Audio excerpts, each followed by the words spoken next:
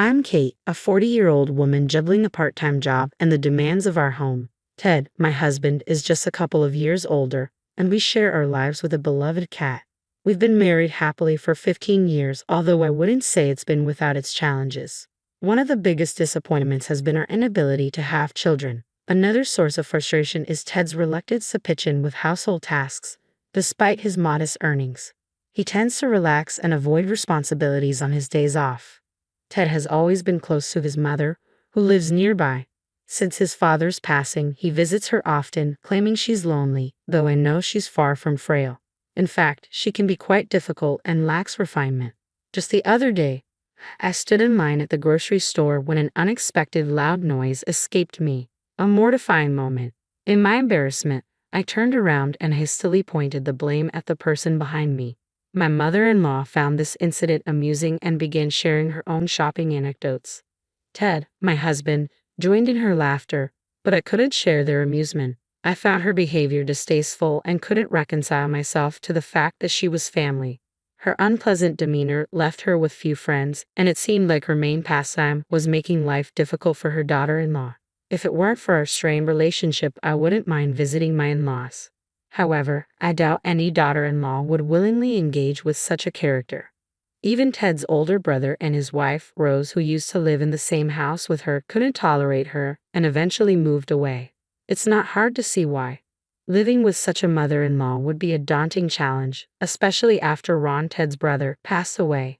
Despite Rose's patient and tolerant nature, she too found her difficult to bear and chose to distance herself. I can only imagine how much she must have endured. Rose wanted to create some distance, but her somewhat pampered husband wasn't keen on moving too far.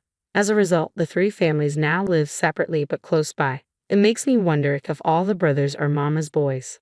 What could possibly be so appealing about a mother-in-law like that? Even if I had to reside under the same roof as her, I could manage it if it were in separate living quarters. However, when she recently summoned me to discuss family matters, the contentious issue of living together came up again. I think it's time for us to consider living together, she said, sparking the heated debate. Live together?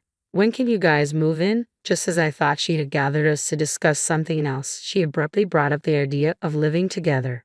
What surprised me even more was her assumption that it was already decided and she was jumping straight into discussing moving and dates. I was taken aback.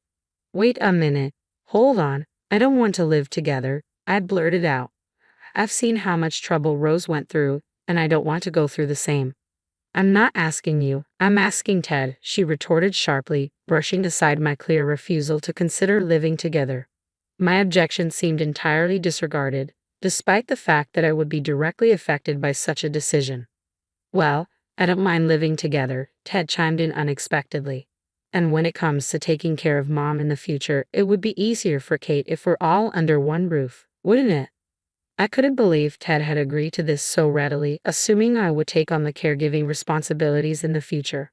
Take care of you? Are you serious? I exclaimed, incredulous. After all the difficulties you've caused Rose and me. Her expression soured at my response. Oh dear, that sounds rather harsh. I was just offering some guidance as your elder in matters of health and family. Education. Is she really the one to talk about education? I mused silently. Regardless, I have no intention of living together or taking care of you. If you insist, I will file for divorce, I stated firmly, startling Ted. Whoa, wait, divorce over this? Ted reacted, clearly flustered. Considering divorce over being coerced into living together and caregiving without regard for my feelings is not unreasonable, I asserted. I have a job and stable income, so I'll manage just fine even if we separate. Ted was left momentarily speechless. Well, if Kate truly doesn't want to, then I suppose we'll have to ask your brother and Rose to return, she interjected, causing Rose to panic. Oh, I can't live with my mother-in-law again. It would be detrimental to my mental health. Absolutely not, Rose exclaimed, clearly distressed. However, this time her husband attempted to soothe her. Calm down, Rose. Mom may have been tough on you in the past, but it was out of concern for you. She regrets it now, he reasoned. Regret? I haven't seen any signs of regret from her at all. Rose retorted, clearly unconvinced. Yeah, you never argue back no matter what I say, so it's not much fun for me either. It's tough when a daughter-in-law is as straightforward as Kate, but it's also difficult when she doesn't express her thoughts, her brother-in-law added unexpectedly. Rose was left speechless at his unexpected remark.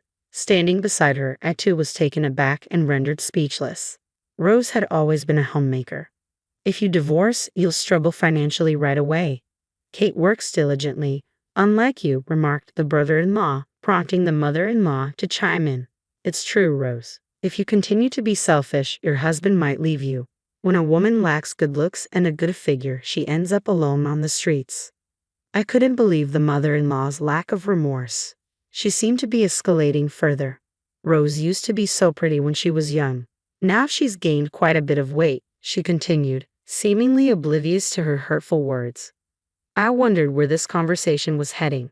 Did you hear about those big deals? The zoo deals? I'm interested, I murmured, trying to change the subject. But the brother-in-law burst into laughter. Oh, that's terrible. Are you comparing me to a seal?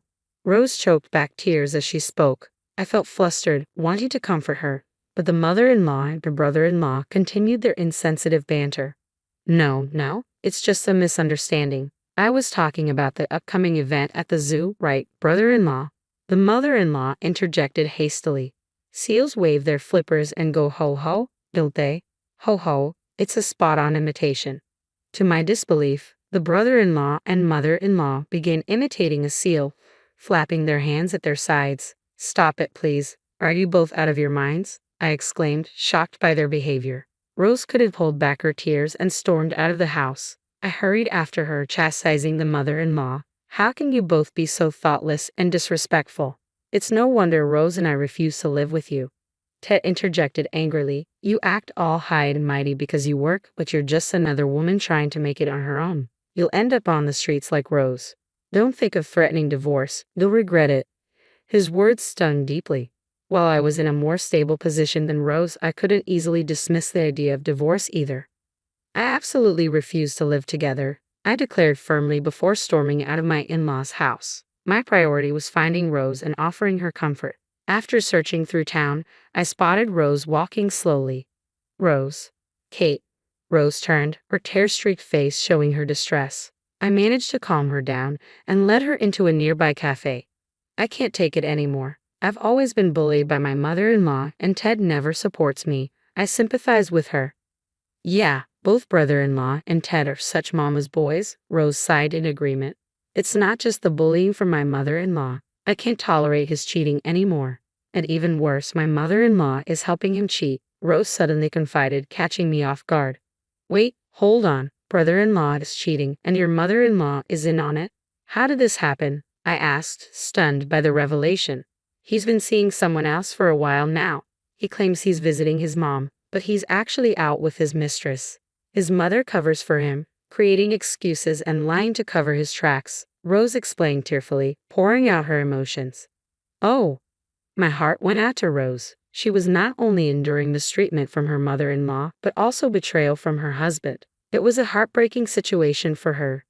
I understand why you're upset. It's heartbreaking, but why endure it? You don't have to put up with this, I said, hoping to console Rose. But instead of finding solace, Rose looked at me with a puzzled expression. Why endure it? I thought you were enduring the same thing, Rose replied cryptically. What do you mean? I asked, puzzled. Rose then proceeded to unveil a shocking tale. After listening to her story, we both agreed to join forces and seek retribution against our in-laws. The behavior in that household was simply outrageous. There was no reason for us, as wives, to endure their ridicule in silence. We vowed to repay them double for the humiliation they had inflicted upon us and to assert ourselves once and for all. A month after Rose and I made our decision, our mother-in-law quietly summoned us once again.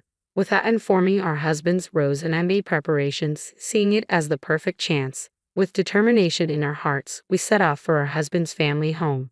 I really think one of you should move in with me. Our mother-in-law brought up the topic of living together again. I'm getting older, and eventually you girls will have to take care of me. Think of it as practice. Before I could respond, Rose intervened firmly. I won't do it. I refuse to live here under any circumstances. If that's what it comes down to, I'll file for divorce. Her tone was resolute this time, catching our mother-in-law off guard. Ridiculous. And what about you, Kate? Our mother-in-law turned to me next. Huh? I was caught off guard. So, you want us to live with you because you expect us to take care of you, right? I clarified. Well, yes, that's part of it, but I also don't want to be alone. I want to live with one of my sons, she explained. When neither Rose nor I agreed, our mother-in-law's impatience grew. Can't you girls understand a simple request? This isn't a request, it's an order. You will live with your husbands here. Rose and I exchanged a glance and shook our heads in unison. We refuse. Perhaps someone else can fulfill this role instead, I declared calmly. With that, I spread a handful of photos across the table. What? What is this? Brother-in-law and Ted gasped in surprise. These photos are evidence that both brother-in-law and Ted have been cheating, I stated firmly, laying out the pictures on the table.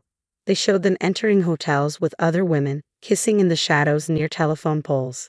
So, you've been cheating together, such loyal brothers, I continued, addressing them directly. It appears our mother-in-law knew about this and helped cover for you both. And now, after all that, you have the audacity to ask us to live with you and care for you. How shameless. Rose nodded in agreement beside me. If you need care, ask these women in the photos. As for us, we're divorcing you and will not live with or care for you. But that's a problem, our mother-in-law stuttered nervously. A problem? We don't see any problems here, right, Rose? I said, turning to her. Rose grinned confidently. If you get divorced, you'll be the one with problems. A housewife like you won't survive on your own. Brother-in-law erupted in anger. Was he trying to imitate a sea lion again, like he did a month ago? Not this time. The threat of divorce is not a bluff, Rose replied calmly. I won't have any issues. I plan to secure substantial compensation from you. Additionally, I intend to demand compensation from your mistress. With that, I should be able to rent a small apartment and rebuild my life. It will require finding a job, but I'm determined to stand on my own. I'll support you, Rose. We both agreed to stand together and confront the situation. With my personal savings, I can manage for now. Once Rose secures compensation from her husband and his mistress, she'll repay me with a small amount of interest. We must extract money from these two, no matter what. Oh, Ted, I intend to seek compensation from both you and your mistress. Even with my job, finances are tight for a divorced woman in her 40s. I declared firmly to Ted, who looked stunned. I'm sorry, it was just a mistake. I didn't mean anything serious, Ted pleaded. Whether it was serious or not, an affair is an affair. I've already spoken with a lawyer, so please contact them, I said, handing both Ted and brother-in-law business cards from the same law firm. The lawyer's name on the card was identical for both. We both hired a lawyer simultaneously and managed to secure a small discount on the retainer fee. Quite the bundle deal, you might say. A strategic move worthy of a savvy housewife. Wait, let's talk this through, please. Don't mention divorce. I'm sorry, I'm begging you. Ted and my brother-in-law both knelt and pleaded, but my mother-in-law grew even angrier and began shouting. If you're going to divorce, just do it. Can't handle a little infidelity from your husband? I don't need such an intolerant daughter-in-law. Rose suddenly burst into laughter, her confidence shining through. After all, a woman gains strength with a big move. Mother-in-law, you seem quite tolerant of infidelity yourself. Could it be because you've been in the same situation? Rose's words caught my mother-in-law off guard. What are you talking about all of a sudden? Didn't you have an affair back in the day? That's what the neighbors said, with a part-time student from Ted's swim club. What's going on with your family's DNA? I know your late husband was diligent, but where did you hear such nonsense? Maybe you should ask around, I retorted, puzzled by my mother-in-law's accusation. Well, we'll be packing our things now, Rose and I announced in unison, standing up with bright smiles. Enjoy your time. Following that, Rose and I returned to our respective homes, gathered our pre-packed belongings, and departed. We had already secured an apartment, where we met up later. Despite numerous calls from Ted and my brother-in-law, we ignored them all, leaving everything to our lawyer. Eventually, our dual divorces were finalized and we received our alimony. My mother-in-law's plan to have her daughters-in-law care for her failed, leaving her to rely on her two sons. Evidently, a dispute arose between my brother-in-law and Ted over who would take care of her. Come back, it was my fault. Let's start over. I'll be waiting for you at the restaurant where we used to go on dates. Every night, emails like these from my brother-in-law and Ted kept popping up on Rose's and my phones.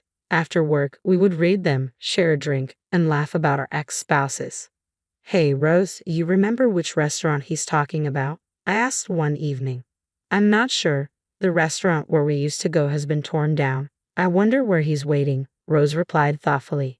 It was just Rose, myself, and our cat now. After Rose found a job, she moved out of the apartment we had escaped from together, away from that toxic family. Despite living separately, we remained close, supporting each other as friends. As I stroked my beloved cat and sipped my coffee, I savored the peace of my new life.